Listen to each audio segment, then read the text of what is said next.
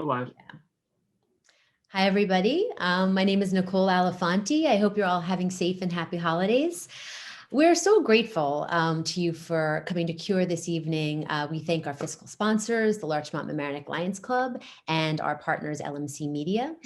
CURE is a local volunteer organization based in Larchmont and Mamaroneck, and our programming is dedicated to ongoing education around institutional and systemic racism. Our volunteers are not experts on this. We invite experts here and we learn alongside our neighbors.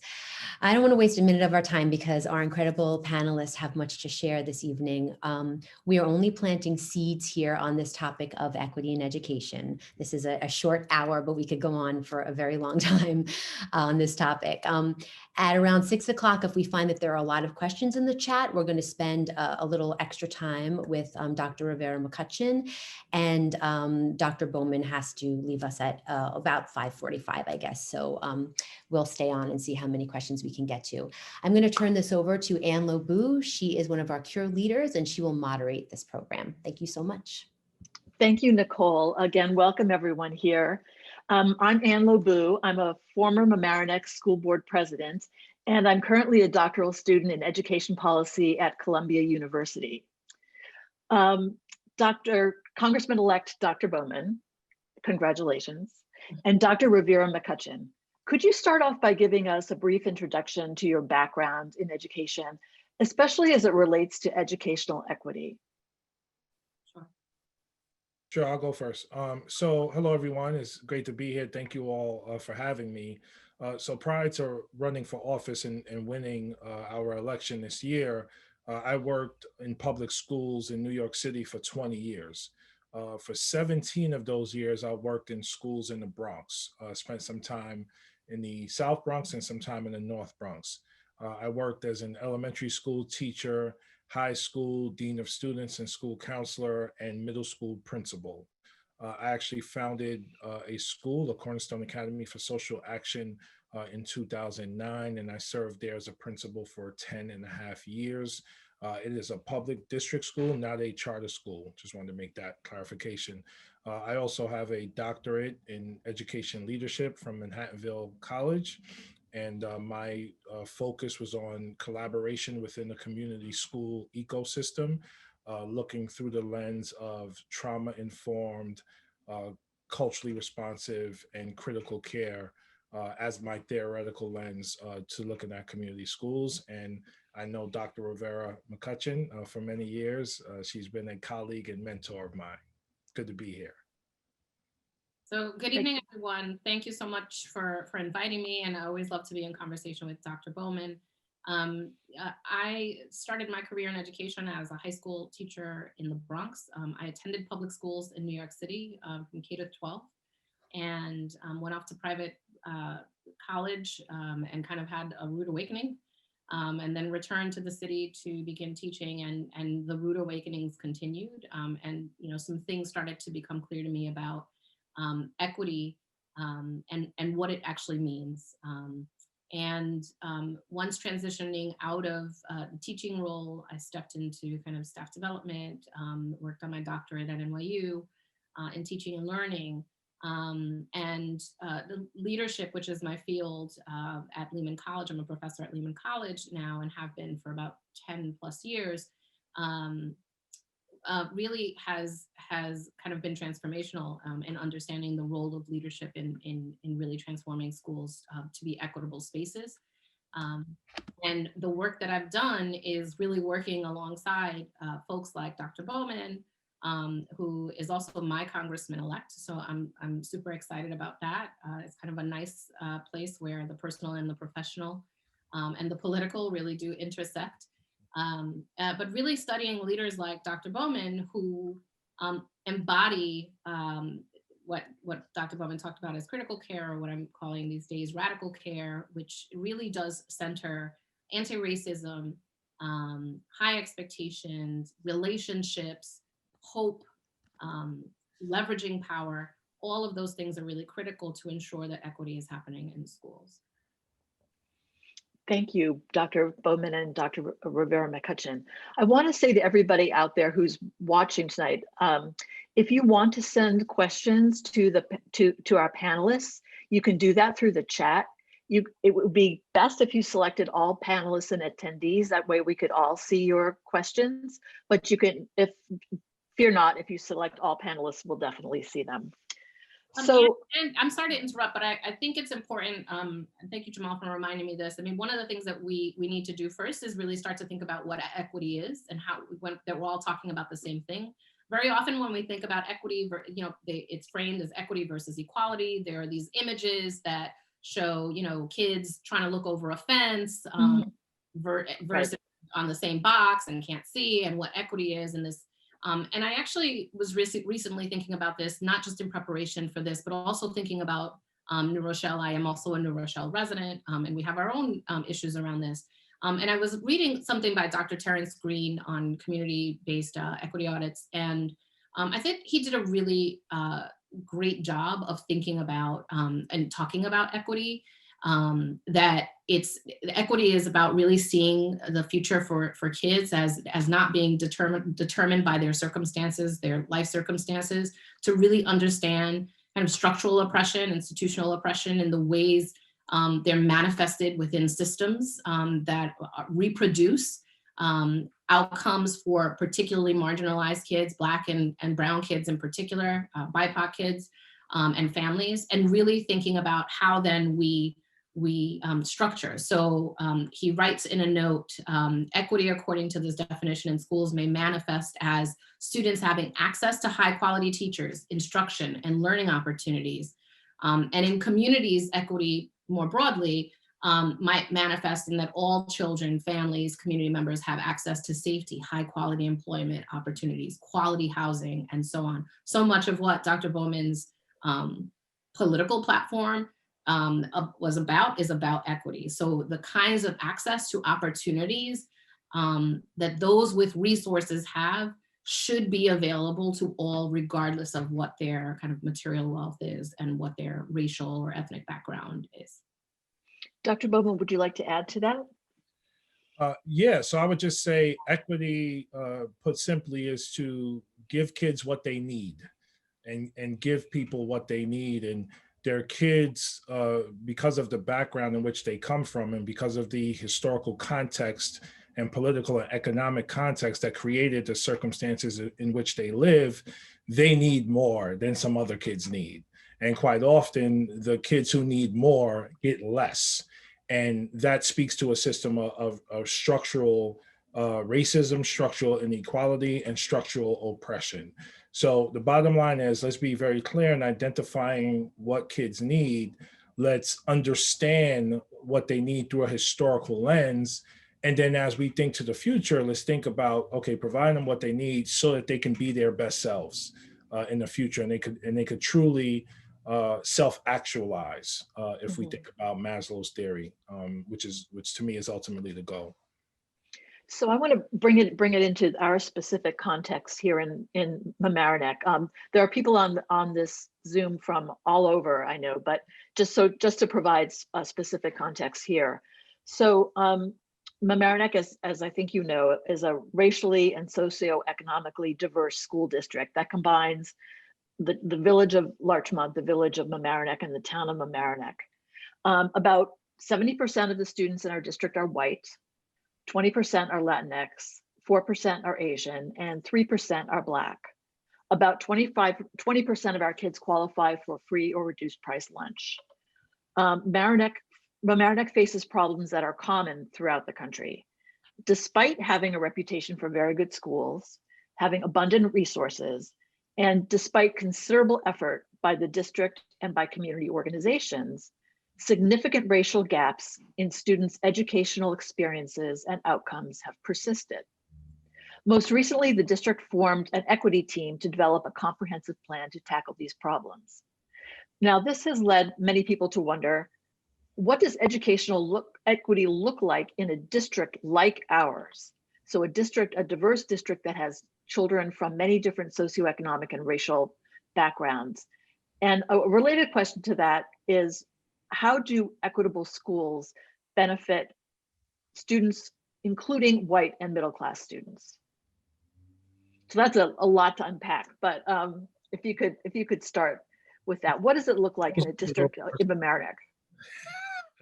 Saw that coming.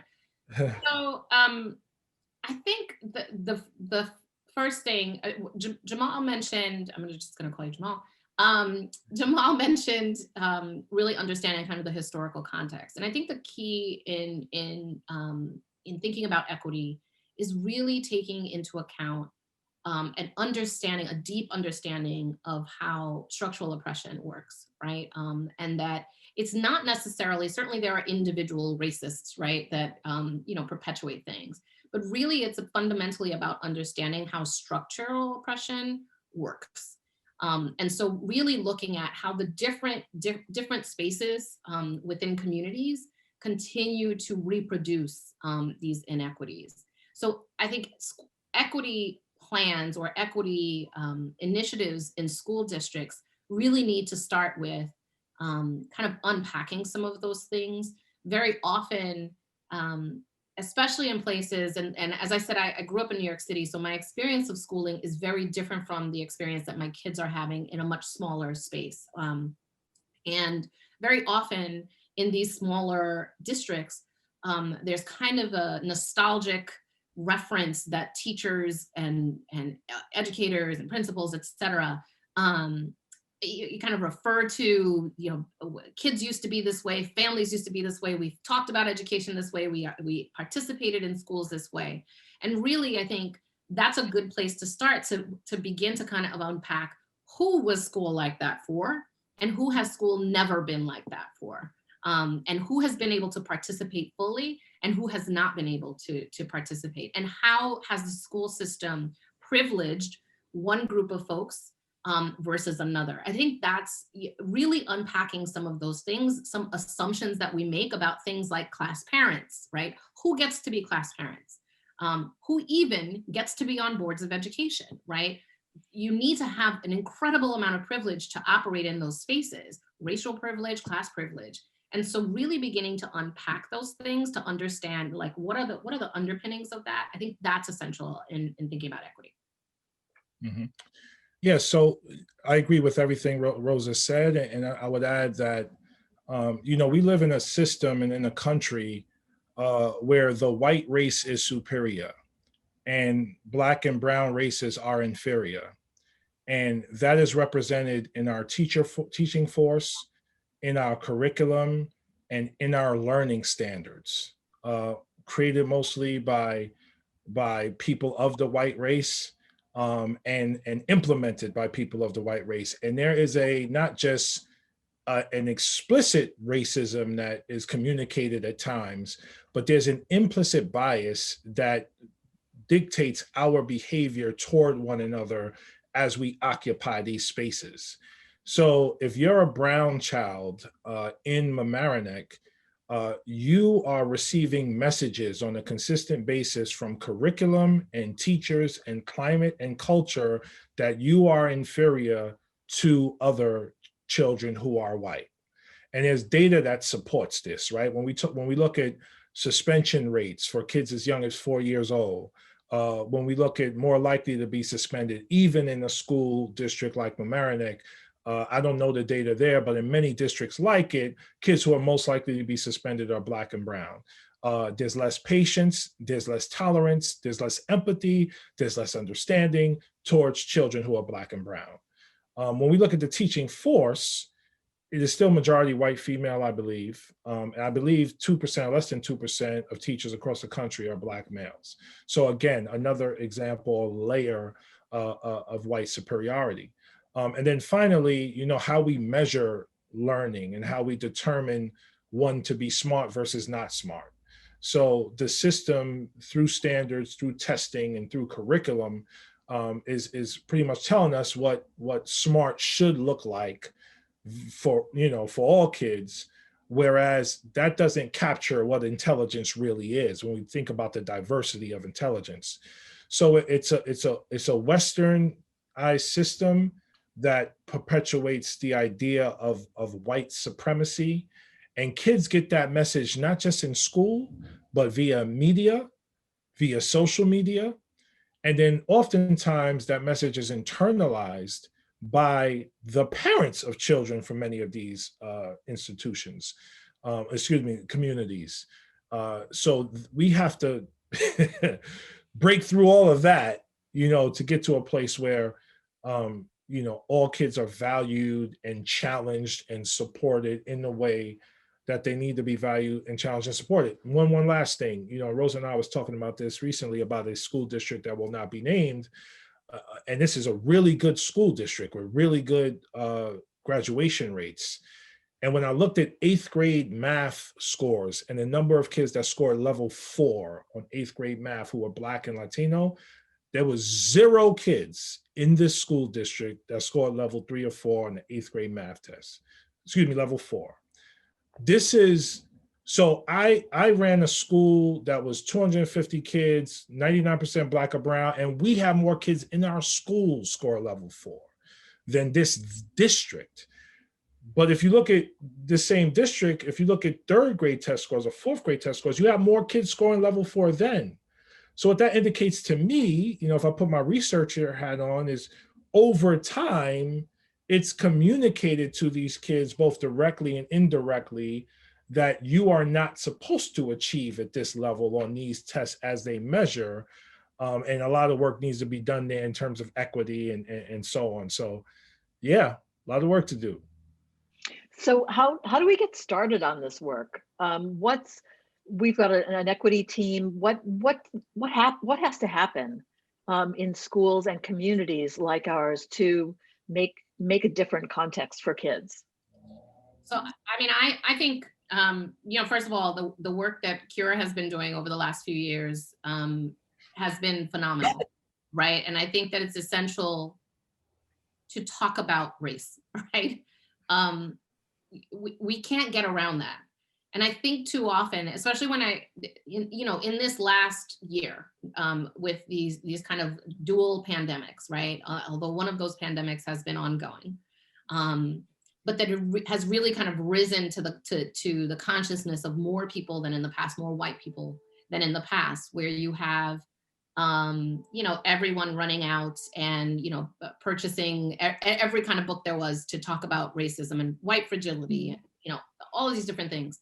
I think when I started engaging in conversations with some of my white friends who I consider to be allies, but almost tentatively so, one of the things that they talked about to me was that, growing up, they didn't talk about race because to talk about race was to be considered, rude or potentially racist, right? And I think that that's a significant problem. Like the issue at hand is fundamentally race.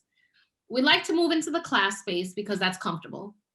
But we need to have the conversations about race, right? If we're not kind of addressing those things front and center, and it doesn't, as I said, it doesn't necessarily have to be this kind of individualized thing, right? If we think about it in the context of institutions and structures, then we can move away in some ways from the kind of the personalization of this and feeling like there's an attack, to a space where people can be engaged in conversations to understand the history. I think that is a critical piece that too often is uncomfortable for people. And so we step away from that and go into a more comfortable space. And that's a conversation that can't be avoided. So I think that's essential. So, colorblind, all of those things. And even, and also recognizing that there are different spaces where these things have to happen, right? There have to be spaces where it's white folks alone talking with other white folks. There has to be spaces where, BIPOC folks will talk together and unpack our own stuff because we've got our stuff that we've internalized, as Jamal said. And then there are times where we have to come together and have these conversations. All of those things are essential, and you can't do that. You can't change the structures without changing some of those mindsets. Mm-hmm. Yes, agree, echo everything that was said. Like, talk about race. Say Black people out loud if you're a white person, and say white people out loud if you're a Black person. Like, just say it. Like we got to get over that, right? And again, like, well-meaning people, because we've been raised to be polite, we've avoided this for far too long. And when you don't see color, you don't see me. And if you don't see me, you don't see my identity and you don't see my history. And by the way, it's an identity and a history that was taken from me when my ancestors were brought here against their will and held in chains for 244 years, followed by X number of years of segregation, followed by true freedom, which only started in like 1965. Like, let's be really clear about that, right? So there's a lot happening there. So talk about it, yes. Also, you know, how do you hire more teachers of color in Larchmont who have this lens, who have this historical equity lens? How do you hire more white teachers that have an equity lens? Because a lot of white teachers don't have the lens either, and it's fine to have white teachers in as long as they have the equity lens. How do you ensure or mandate that you're reading more authors of color in your K-12 system? That's critical in terms of, like, you know, what you're reading, what you're talking about, what you're thinking about, what you're writing about. That's all very critical. How do we just, you know, zooming out a bit, make sure that every teacher who comes into our public schools is trained through an equity lens and through a historical equity lens, so that they're coming in our school ready to educate our kids in a way that battles institutional racism. And also part of this is not just is racial equity, but then there's also human rights. You know, for too long, you know, we've almost accepted that, like, this is just kind of the way things are, and we might be able to tweak the edges here or color, you know, inside the lines here. But what about the structural change? And I think racial equity, human rights, policy in terms of what's happening in our schools and who's in our schools will make the structural change that we need to make going forward. And it's so beneficial for white children to be around children of color, and for all of us to be in school together, because the more we learn about each other, the more we learn together, the more we realize we're the same and we're just trying to figure things out. That does a lot for the racial justice conversation going forward overall. So, I mean, as a parent, as a white parent, I want the best education for my children. Why is a racially equitable education beneficial, the best for my children too? Can I start? Yeah. Yeah. Start with, so as I just mentioned, right? So if your kids are able to read diverse authors, it helps them to see diverse perspectives of what's happening in the world and diverse stories, right? Like that is critical. When that doesn't happen, again, unconsciously, this sense of superiority because you're white becomes your reality and lived experiences and how you communicate with the world. And much of it is unconscious. People are not even aware of it, but it happens because you're a white kid, you go to all white schools, you read nothing but white authors, you're following standards created by white people and tests created by white people, and you do well within that system, and you're 21 and you pump your chest out and you're white and it's your world. And then when you look on the other side of it, it's like, you know, those other people over there are really struggling. Why are they struggling? What led to that struggle? And that's why reading diverse authors is critical. Going to school with a diverse student body is also critical. And then what I often, you know, there's a huge learning curve with this. You know, Rosa and I, we've been doing this learning our entire lives, and we're still doing it. And we're people of color. So we're trying to understand it too, in the best way to communicate it to our students. So white people need to understand that too, and go through your own sort of personal and professional curriculum on your own time. You know, watch some Black documentaries, read some Black books, look at some YouTube videos with Black people talking, and brown people and BIPOC people, right? Just so you can have a more holistic view of the world. And through that holistic view, you're like, okay, we're all more the same than different. Let's move on. Let's move forward in a way that uplifts everyone.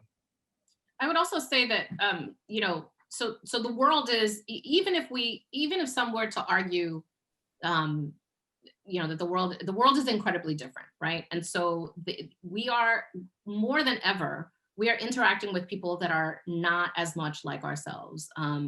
They don't look like us. They don't necessarily have the same experiences. And why not prepare our students, all kids, white kids, to have those experiences, so that, as Jamal said, they're not taken aback by interactions with people of color for their first time. And I think that that goes both ways, right? So part of what I talked about in attending public schools in New York City, you know, they were segregated schools by and large, and attending University of Rochester, which is a private, predominantly white institution, was a complete shock for me on multiple levels. So I think one of those things is the experience. And I've got, you know, several friends who, you know, one who grew up in Pelham, who went off to college and was really angry about how when she started to learn about other things, right, history other than what she had been what she'd been learning in Pelham, she was really angry at what she'd been denied. So I think that that's important. The other thing is that high quality education and equity are not on opposite sides of a spectrum, right? Like they are, that is the quality, right? That's what makes a high quality education. And too often when we talk about racial equality, and when we talk about, you know, diversifying the teaching field or diversifying much of anything, the conversation about equity, about quality tends to shift, right? We tend to highlight, well, we want a diverse candidate, but we want diverse candidates, but we want them to be high quality. That is never a conversation that those words are never uttered when we're talking about hiring white folks or installing white folks in a particular position. It's never an issue. Those two things, you know, I consider myself to be excellent. Dr. Bowman is excellent. We are high quality, right? So there's no need to actually frame it in that way. The other thing that I think is important is that this work needs to be happening at multiple levels. It has to happen in K-12 schools. But I think, especially as someone who's worked in higher ed, I think there's a dangerous assumption that professors of education are well equipped to deal with these issues as well.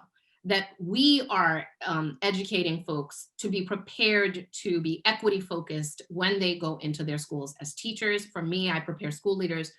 So my work, I know, is very much explicitly focused on social justice and equity. When people apply to my program at Lehman College, I make it very clear to them, this program is focused on equity and social justice. If this is not something that you're down with, then we are not the program for you. But I think that fundamentally, there's a dangerous assumption when we think that just because institutions of higher ed are, you know, kind of degree granting institutions, that they are also, that those professors have gone through an education that has helped them to understand issues of equity, that has helped them to really address and think about systemic racism. I think that's a mistake, and so that work also needs to be happening at the same time. And we need to do those things in partnership with communities of color, with BIPOC folks. But I also think that for those of us that are frequently, you know, I can't tell you how many equity committees or diversity committees I've been on. I don't want to be on another diversity committee if all you want to do is rubber stamp what you're already doing and kind of like sing the praises of the institute, or write a report that is going to say exactly the same thing that we've already known. So let's put me on a committee to work alongside other folks who are willing to do the hard work, to get it into difficult conversations, to do the action, like to take the action. That's what I want to do. So we're getting a lot of questions, as you can imagine. Here's one from Cynthia Toon. She asks, how can you go about breaking Larchmont-Mamaroneck's structural racism? And if you can answer this question, you've won the evening's prize. But I think you've hit on a couple of important points. But I think also, Dr. Bowman, you've talked about, again, the necessity of community-wide, multi system change that's needed in our country and in our region. I wonder if you could maybe say some more about that.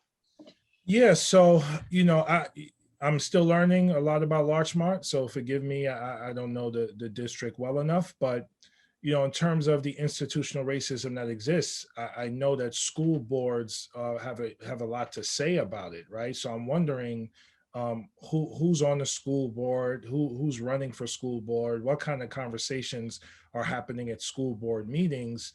Does the superintendent have an equity lens? If he or she doesn't, How do we hold them accountable and help them develop an equity lens? I know not too far from Larchmont in New York City and the Bronx and other places, there are excellent trainers who come to school districts and work with superintendents and school boards to help them develop an equity lens. And they work with teachers as well. Where's the Larchmont Teachers Union around this issue of equity and what it looks like and what it should look like?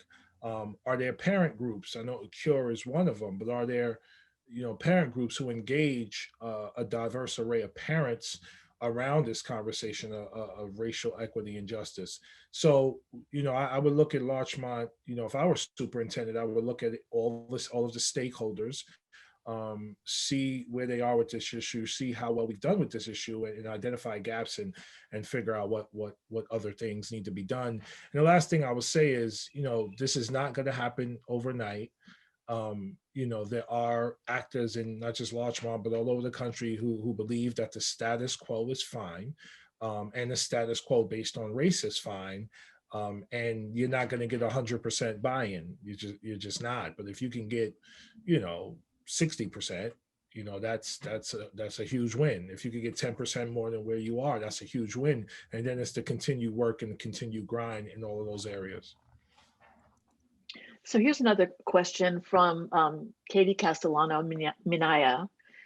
She's asking, how would you say that you personally were able to overcome the spirit murdering and miseducation of the school system in your own life? What would you tell your 8-year-old self to help them prepare for this?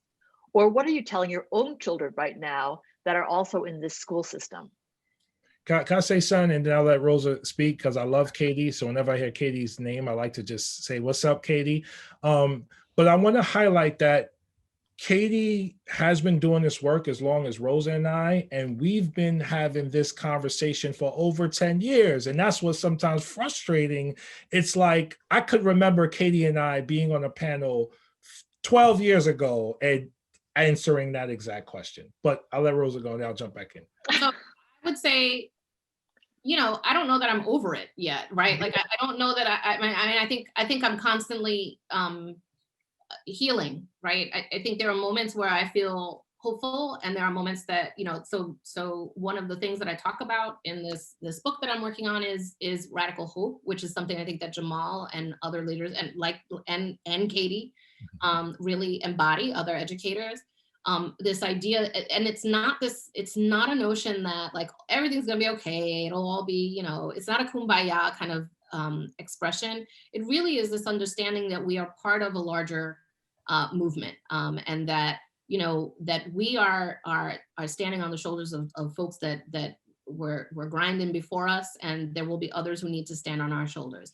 The question around how do I deal with my kids, how Katie deals with her kids, Jamal with his, I think that there's this really balance, again, especially as people of color, with children of color in systems, there is a constant effort to undo a false narrative, false lies essentially that are taught in school in terms of history, in terms of how the country is, how the country was founded, and the colonial play. I remember, and part of it is just trying to undo these messages, right?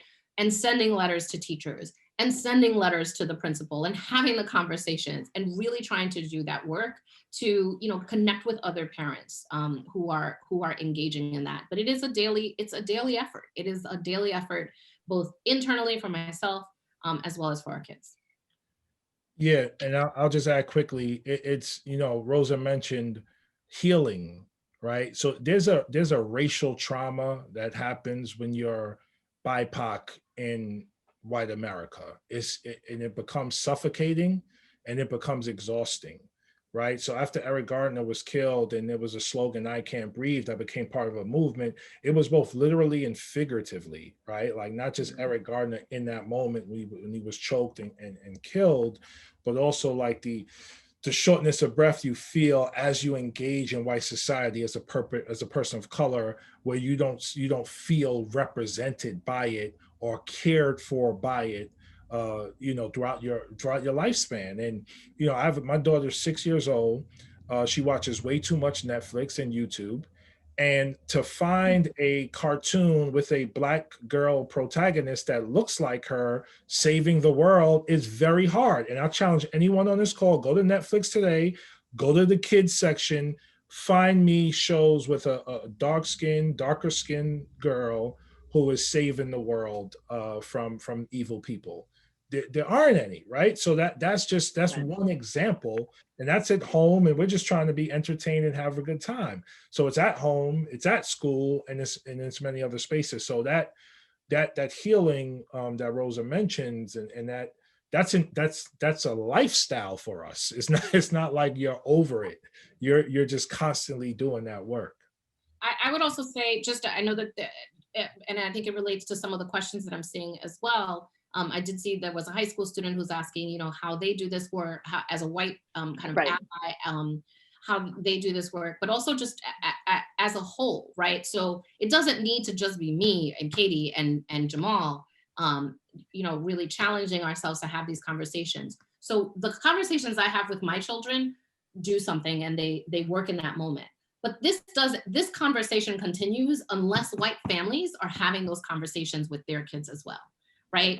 So I haven't yet seen the new Disney Soul movie, but I've heard from a few people that that sometimes you got to unpack some of that. That there's a bit of a kind of white savior element to it, and when you start to really unpack these things, the stuff that we have consumed, that has felt benign, when you start to really kind of open your eyes, you start to you begin to see how in the fabric of so much of what we consume, this stuff is. And so while Jamal, myself, and Katie, and other BIPOC folks have to have these conversations with our kids, we also need white folks to have the same conversation. Right. Just as in the Me Too movement, folks said that this is not just about the women having these conversations, it's that mothers and fathers need to have these conversations with their young boys. It is the same thing in terms of these racial dialogues. They need to happen in those homes. So I think that's really, really critical. Yeah, can I just jump in for 1 second, Anne? Yeah. Some of the things we hear from, well-meaning white parents is, if there's an anti-racist curriculum, is that going to make my child uncomfortable? There's this idea that all of a sudden teachers are going to jump up and start saying it's white people's fault that everything's horrible, and truthfully it is, but we didn't build it that way, right? It came long before us, and we've just settled into it because it's what we're fed since the day we're born. So can you talk a little bit about collective liberation? Because I've been thinking about this a lot lately. And I think if we start looking at this as a liberation movement, that it really is like, my son is not going to be free completely of mind and spirit if he perpetuates racism.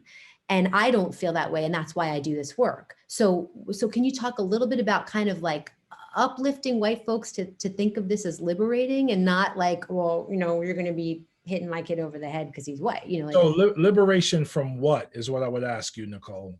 When you say liberation movement, what are we liberating from? I think we're all living a lie, and I am part of a system that perpetuates something I don't believe in, but it was handed to me, and I don't want to perpetuate it. So I want to be free of that, and I want BIPOC people to be free of these feelings that you're talking about that you've lived your whole life. I mean, that's my horrible way of articulating that, but No, James Baldwin and other folks have done it better than I have. So are you saying like liberated from the curse of whiteness, even as a white person? Are you ready to denounce whiteness or denounce the racial construct? Because I mean, go ahead, Nicole. I'll let you talk. Well, I mean, I think, white and black were invented, right? So I want to denounce the whiteness that has perpetuated this construct. Yes. But ultimately, we're all human beings. We're 99.9% the same. So Yeah. No. And thank you for indulging me for a moment, because I think about that. I think about that question a lot. And the short answer is yes. The child will be uncomfortable. But if the teacher is a skilled practitioner, which, what we're proposing is ensuring that the teacher is a skilled practitioner, the discomfort will be minute, minimal, or non-existent. And the awakening or enlightening will be much more powerful, for that particular child and for the parent. And I think that discomfort comes in where we're moving from a place of comfort as people of a certain race or class or gender. We have a certain privilege there, and there's a certain level of comfort there.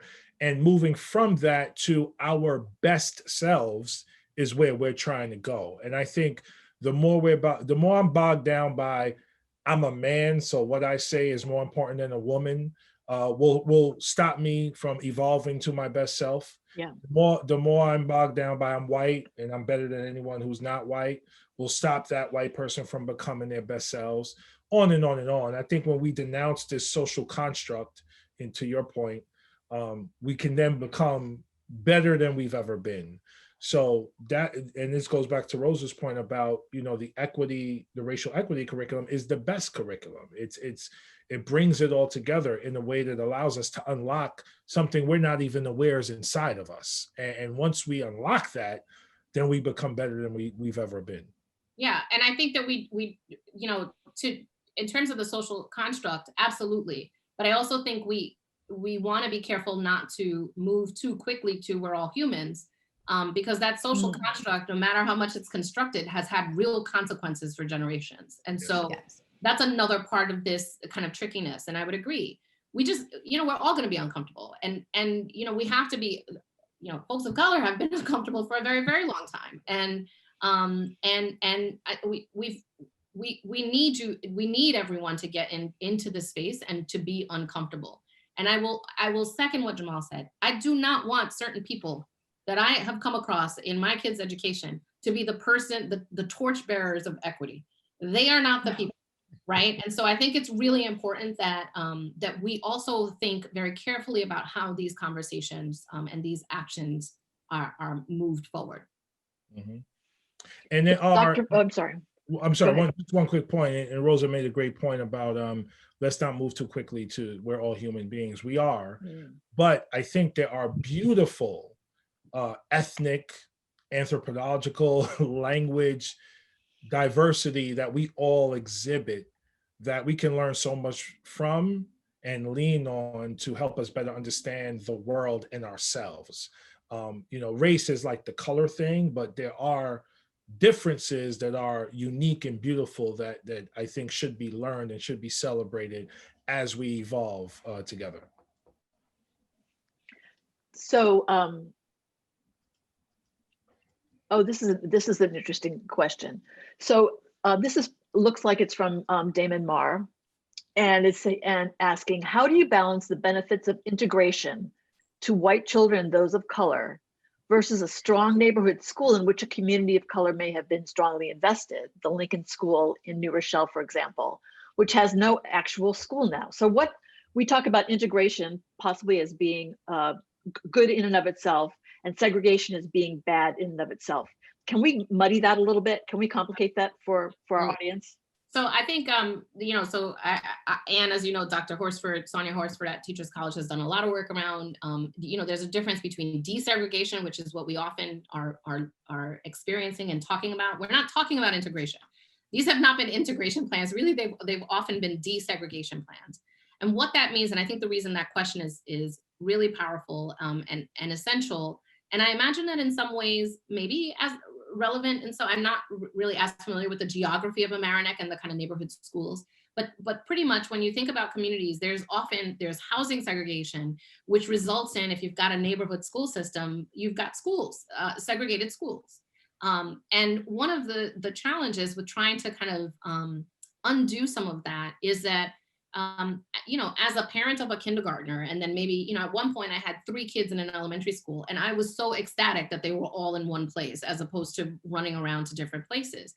If you had said to me, I need you to move this kid here because, we want to kind of shake things up a little bit, you know, that would have been a burden for me. And that is often one of the things that comes up in terms of thinking about shifting neighborhood schools. But this is exactly a situation where we need to really think about, again, how structural oppression is manifested in various ways, right? So the schools are segregated because the housing is segregated. And so unless we start to tackle some of those things and who gets to live where because they've got what, then the school issue is a secondary piece of it. I think that there are part of what the issue with desegregation fundamentally was about parents having the opportunity to choose, having the right to make the choice where they could send their child. That doesn't mean that the neighborhood school that has predominantly Black teachers and predominantly Black kids was a bad school or is a bad school. And in many ways, it's a superior school because those Black teachers are invested in those Black kids in ways that white teachers with teaching Black kids who had been bused to their schools were not, right? They were hostile. It was violence, emotional violence. It was psychic violence, right? So we need to also think about, if we're going to start to kind of disrupt these systems, what are the ripple effects? That is not a one thing, right? It's not a one-off. It needs to be a sustained conversation, which is another part of this equity piece, is that, you know, having the conversations about equity in the schools is not enough. It needs to be a community conversation about all of the systems. That's really central. Yeah, and what's implied there is, you know, if I send my kid to a white school, their education is going to be better. So let's integrate the schools, because if a Black kid sitting next to a white kid, he's just going to do better. Right. And there's studies that show that that's the case, and it's partly the case because that teacher's expectations remain at a certain level where all the kids in that class do better, because there's a certain percentage of white kids, the expectations remain high. You know, and to extend Rosa's point, schools are segregated because communities are segregated. Communities are segregated because of redlining racist policies that invested in the building of the white middle class over a 30-year period, and Black and brown folks were kept out of that and put in communities of concentrated poverty, and their schools are underfunded as a result of that historical racist policy, right? So when we talk about equity in schools, we're talking about holistic equity and racial justice in all of America's institutions, which is key. And then the last thing I would say is, as we evolve as a people, you know, I can still be a Black man in America and engage with white folks. So I don't want to lose my identity, and I don't want anyone to lose their identity as we learn more about ourselves and each other in the world, and go to school together and live together and engage with each other. We have to maintain who we are while engaging others. And I think that makes us our best selves versus us losing anything in the process. Thank you for that. So I know, Dr. Bowman, you have a limited amount of time, although we've managed to keep you engaged. We're very excited about that. So you're going to be a new member of the House Education and Labor Committee. Yes. So I'm a policy wonk, and I want to know, what are your priorities? What's your agenda coming into this awesome role? Yes, so everything we've talked about is on the agenda. These are all my priorities. Within the first 100 days, we plan to release something called the Green New Deal for Public Education and Infrastructure. And it's about massive spending and investment in both the physical infrastructure of our buildings, but also a focus on curriculum, teacher recruitment, testing, equity and funding, supporting our children with special needs. Is going to be a huge omnibus bill that we're going to be releasing in the first 100 days, which is key. So whatever dreams you have about public schools, that's what we're going to be introducing during the first 100 days. The second thing we're going to be dealing with is reparations for the African American community and communities that have been historically just kept out of economic opportunity. You know, we all know about the racial wealth gap. That racial wealth gap is not by accident, it's by design. Redlining in communities of concentrated poverty, it's not by accident, it's by design. So we're going to be introducing some policy around that issue as well. So the education piece and the reparations piece, hopefully within the first 100 days, and then my work continuously will be around racial and economic justice. Because again, when you look at our district, New Rochelle's a good example because it captures both the wealth and the poverty in one place. But throughout the district, when you compare the Northeast Bronx to Riverdale, when you compare Mount Vernon to Bronxville, when you compare Yonkers to Scarsdale, like we're all in the same district. But if you're Black or brown, you're more likely to live in poverty, deal with environmental injustice, underfunded schools, etc. So that's going to be the work going forward. Thank you for that. That's really awesome. I got to jump now. Sorry, y'all, but this was great. Thank you so much. Rosa kept me longer. It was because of no offense to Nicole, but I haven't seen Rosa in a while, so whenever I see her, it's always great. But this is great, y'all. Keep up the good work. Thank you for starting Cure, and for all the work that you're doing is so needed. So thank you very much. Thank you. You're welcome. Thank you. See you later, Rosa. All right.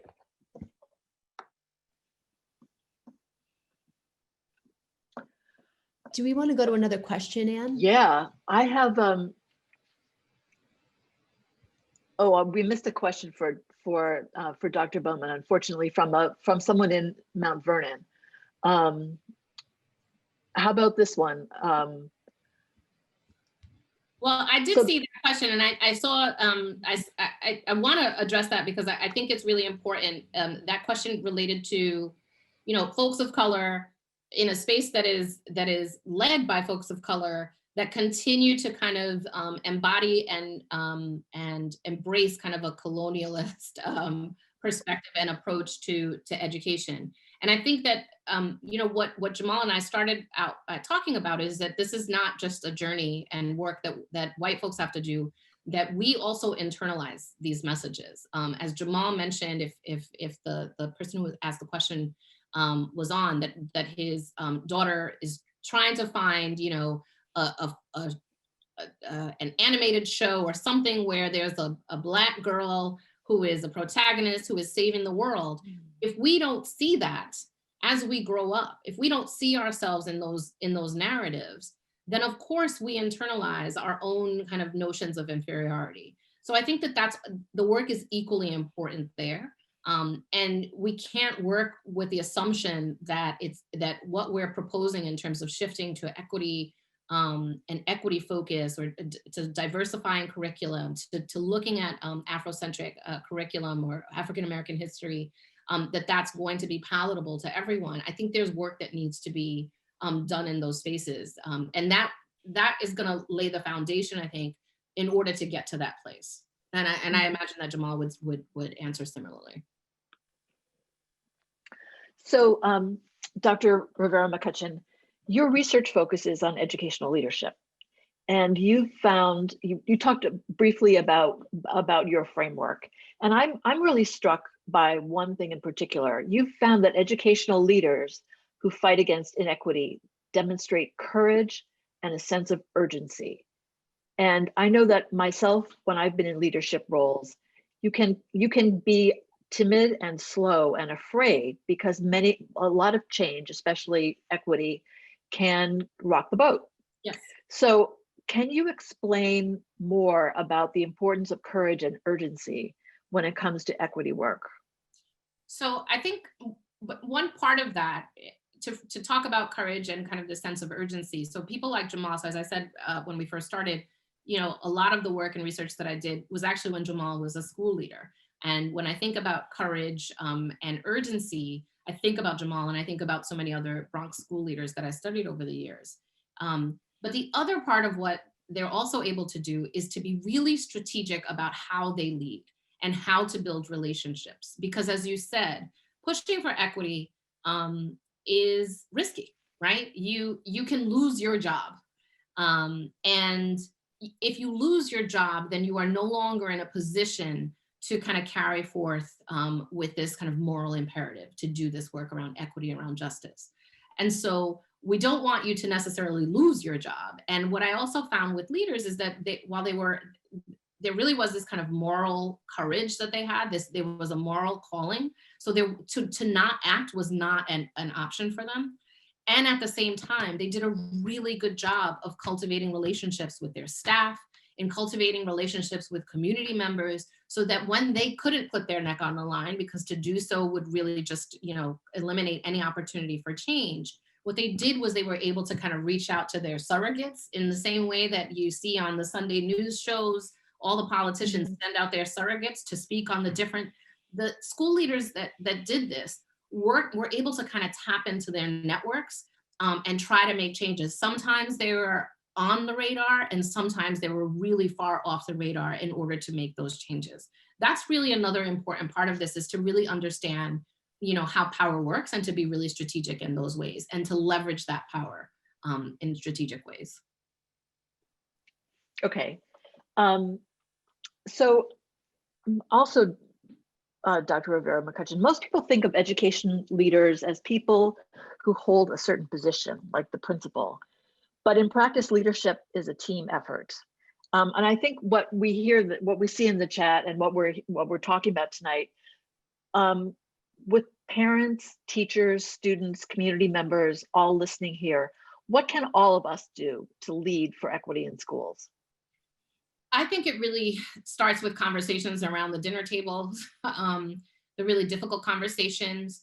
Depending on the day you ask me, it might include Facebook conversations. Some days I don't think that's a good idea. Other days I do think it's a good idea. I don't know if it always makes a difference. I think a colleague and really good friend of mine, Dr. Bree Pickauer, who does a lot of work on whiteness, and in teacher education and curriculum. She's got a phenomenal new book that's coming out, Curriculum So White.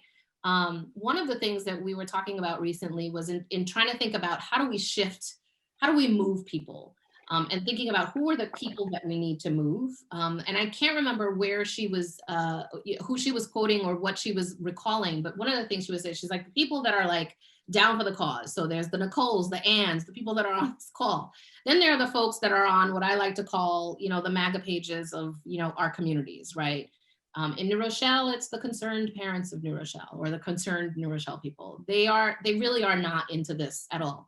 And it's not worth having those conversations with those folks, because they believe what they believe, they deeply believe. And you're going to, especially if you're a person of color, you're really going to do extra labor that you just don't need to do, right? But then there are the people that are kind of like they're not necessarily, they're listening, they're willing to listen. They're not so dogmatic about a particular thing. I think that's where those around the table conversations come to play. There are the kind of the silent folks on your Facebook pages or your Twitter feeds or your Instagram or whatever it is. I think that's where this has to start happening. It has to happen in the formalized spaces, but it also has to happen in these informal spaces. We need to have conversations with our immediate family. We need to have those difficult conversations with our good friends. And I feel like, when I have those conversations with my friends, right? White friends who I think in a lot of ways, because I have not held back, have really been transformed in some ways. And I think that that's essential. And I haven't felt necessarily that was labor, because I care about them, right? And I cared enough to not censor myself or to be careful about how I spoke about these things. That's, I think, a big part of this. Nicole, have you seen something coming in through the chat that you'd like to highlight? We've got a lot of comments here. It's really great. One question or a question about an African-American curriculum. So I know that New York State has the Amistad legislation curriculum piece, and there is a committee of folks with interim Commissioner of Education Dr. Betty Rosa. My husband is on the committee. He is a Black history teacher in New Rochelle, so I know he has a curriculum. So you can reach out to me and I can put you in contact with him. But they are, and the Westchester Association of Black School Educators, WABC. There are folks from there. I think Lisa Burton, who I think is on this call, is also part of that committee. So they're working on a curriculum, developing a curriculum, and also having conversations about then how does this get mandated? Both in New York and in New Jersey, my understanding is that there is some legislation around it, but there is no teeth. There's no teeth to it. There's no kind of metric or accountability measure that ensures that school districts do that. So I think that I feel like I gave you just some information, but I think that there is work out there that exists. Just a note too, that we're going to do our best. We're going to save the chat, and we're going to do our best to send as many resources as we can based on these questions and try to answer them in a deeper way as well. We always try to do that after our panels because there's already such great questions. Anne, did you have something else? No, go ahead. Go ahead. Oh, Nicole, yeah. pick something up. Yeah. So Rosa, I've done a little work with you in New Rochelle, and that's how I know you. And there was an issue there, with the superintendent, this woman who came in, and that's a whole thing. And we could get into this. It's 6:00 now, but there is a question here from Diana Lovett, who was saying, that Mamaroneck, she believes, and people she works with believe, that we have a toxic superintendent and who's allowed bullying and racial bullying in the district. And New Rochelle has changed the leadership and added 2 superstars to the board, Katie and Adina. So what advice do you have for community organizers and organizations who want to make a change? And, Dr. Bowman said something in the middle of our conversation about holding leaders accountable. And so my question to you, in this world of cancellation culture, and this is a deep question. Everybody sits on different sides of it. Some people are confused about it. I tend to waver on it. Do we cancel people? Do we hold people accountable? Where does this movement toward equity in education really flourish and become about actual learning from the top down and the bottom up? And when is it like, no, you're out, and I know we've struggled with that in New Rochelle. Yeah, I mean, I think that's a really good question, and I would agree. I think in some cases, there are some cases where I see a particular instance and I'm immediately like, nope, that's a cancellation. And then there are other times when I think there are opportunities to learn and to grow. And I really do think that, one, we build kind of the capacity to guard against the need to cancel folks if we create the structures that demand certain things from people, right? So if a board, one of the most, I think, really just angering things about the hiring of the superintendent in New Rochelle had to do with just the lack of structures for engaged community involvement to weigh in on these things, right? And the lack of the Board of Education really understanding, even having a sense this person was not the right person. But beyond that, when she eventually started working, there was no accountability around holding her accountable to meeting the demands of a community that already was so against her. And I think that that's essential, in school board policy, as well as and how they manage superintendents. It's about the contracts that are developed and signed, the agreements that are made, the review processes that favor kind of personal relationships as opposed to accountability for the good of a community, and politeness, and so I think that we need to think about those kinds of things. Is how do we create the structures? And then I want to revisit this issue with respect to the boards of education. This is something that I've been thinking a lot about, especially as kind of a newcomer, relatively new to New Rochelle over the last 9 years, and being kind of both fascinated as a researcher by all that goes on, but also being like so frustrated as a parent, is who has access to the decision-making processes in the schools. And I don't even mean, I mean from the top down. So who can be a class parent and who simply doesn't, can't be a class parent. Who can be on the PTA, who can attend those meetings, who can actually run for a board of education. In New Rochelle, the Board of Education, which is why I kind of bow down to Katie and Adina, who are in fact superstars, the New Rochelle Board of Education is a 5-year term. That requires an incredible amount of privilege in order to serve in that. You have to be available, for meetings that go beyond the meetings that are public. So really thinking about the ways. Obviously, we need people on board to sit on boards of education. We need people who have the time to do that. But that means that it's incumbent upon boards of education and those kinds of structures to find other ways that parents who have less access have avenues to be engaged. We need to do the outreach. We need to figure out who are the people that are connected to the least connected people. And that's really essential. I think that in terms of this question of do we cancel, it really, to me, it's about the intentions and how people show themselves, right? So was it Toni Morrison that said, or Maya Angelou, who said, when someone shows you who they are, believe them? I think that there's something to be said about that. If someone keeps showing you who they are, who they really are, then there's no point in investing any more time. It's time to move on. Mm-hmm.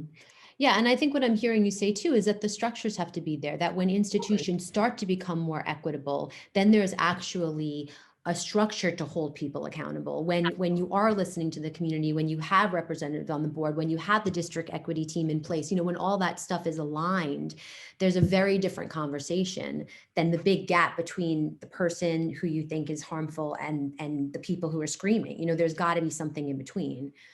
It's like the curriculum that I mentioned, right? The Amistad legislation or the curriculum, there are bones there, right? Like there's something there, but there's not enough kind of meat to it to make anyone really accountable.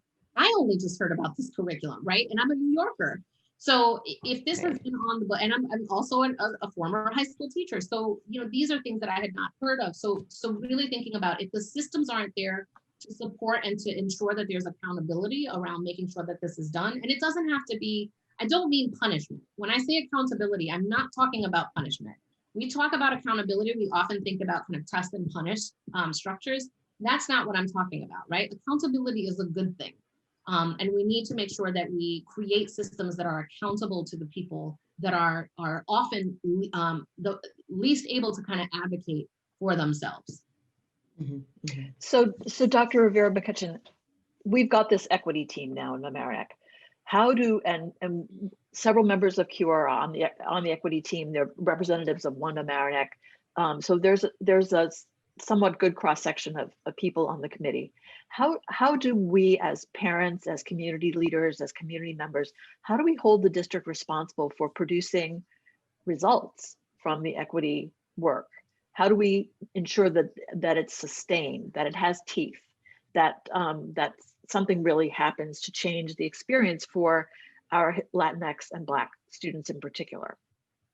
So, the first thing I would say is, what are the metrics, right? What are the kind of benchmarks that we are saying we want to see? How do we know that there's progress being made? We need to think about what are the measurables, right?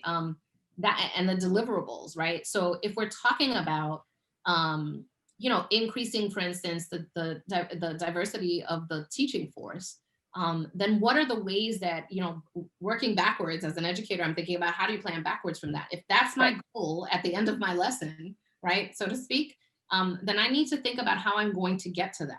And I need to think about how have I historically, advertised for teachers, right? Do I post it in the places that I, tend to yield kind of a wider teaching force? Or am I really trying to be creative and engage with, districts that or schools of education that are more likely going to produce high quality? Because again, there's that, that question of, but that are going to produce teachers who are generally Black or Latinx, right? So that's just one example, is that if whatever the measures are, whatever the outcomes are that you're looking for as a district, as a community, then you need to think very carefully about how are you going to measure on an ongoing basis. So it's not like 5 years later we look and we say, oh, if we didn't get there, too bad, so sad, right? We need to think about, well, in year one, what is a reasonable goal to meet en route to this final kind of penultimate goal, right? I would even take it a step, go a step earlier and say, how did we decide that this was the problem? Like, did we ask a bunch of our dedicated white parents what the problems were, or did we ask our parents of color or our students of color?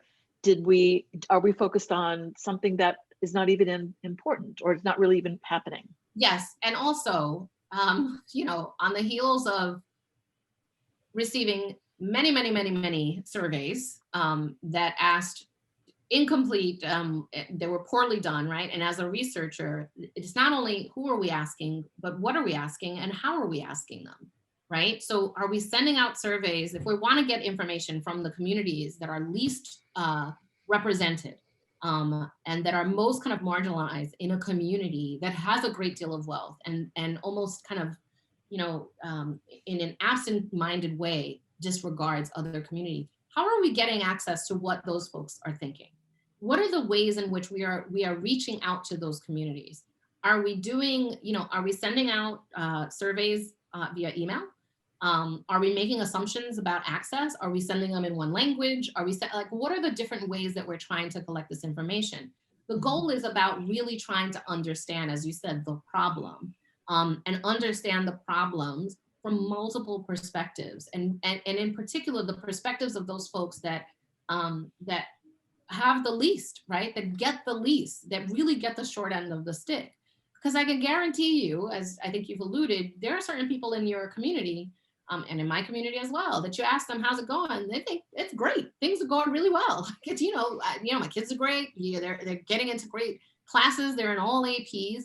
What about the other kids, right? And so I think that that's essentially what needs to happen, is first asking those questions, then identifying what those targets are, and yes, and then starting to build towards, okay, so we're not going to wait till 5 years to see if we've reached these goals. How do we ensure that we are measuring this? And then this goes back to this question of committees. Don't ask me to be on a committee where you just want to congratulate yourself for what you've done, right?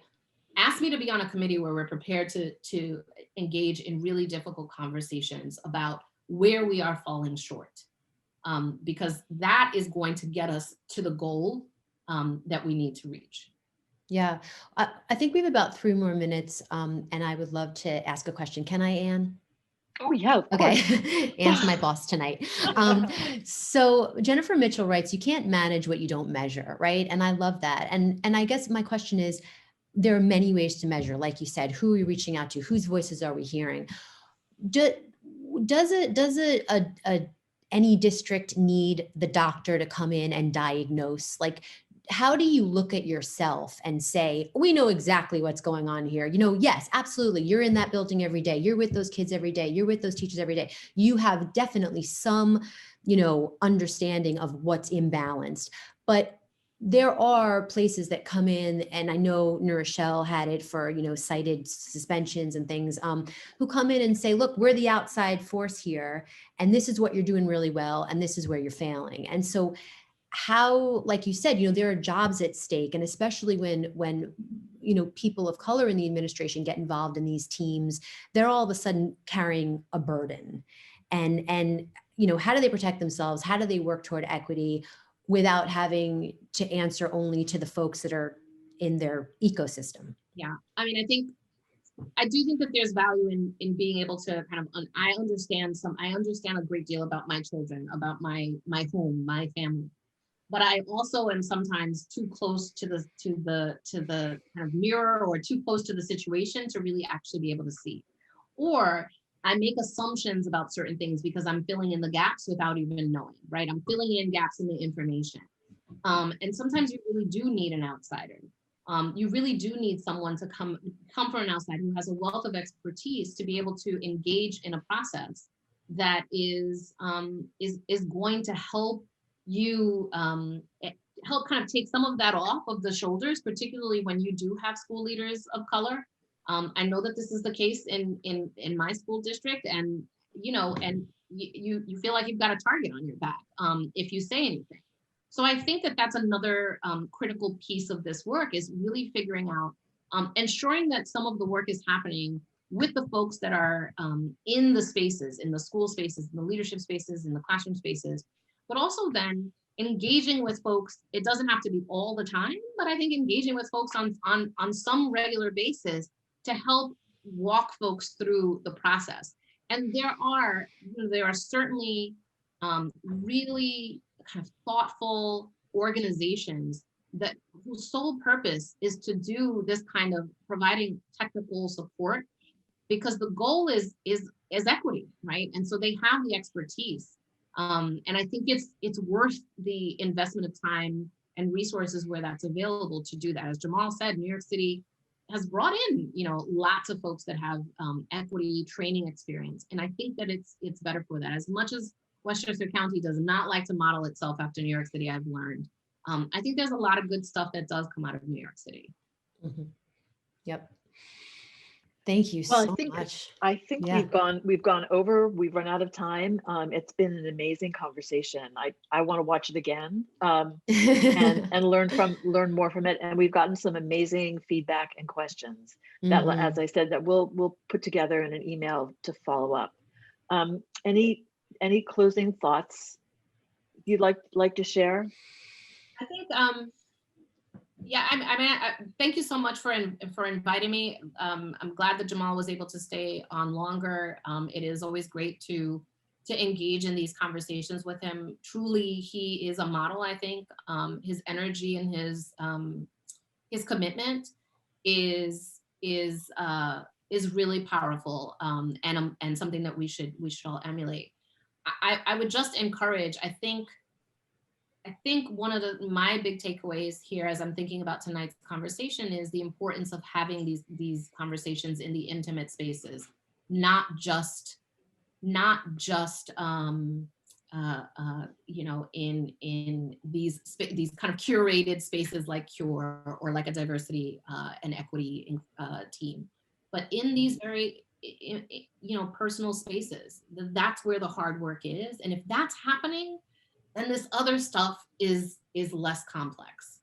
Still is complex, but it's less so because those conversations are just organically happening in other spaces. But thank you for having me. That makes sense. Well, Thank you so much. we're so lucky to have you next door to us in New Rochelle, and so lucky that Zoom brought you here. And I have to say, I'm very excited about what Congressman-elect Dr. Jamal Bowman is going to bring to our area. Very exciting. Yeah. And I hope you'll come back. Thank you for inviting me, and thanks for having me. Thank you. Enjoy the Thank you. holidays. Bye-bye. Happy New Year. You too.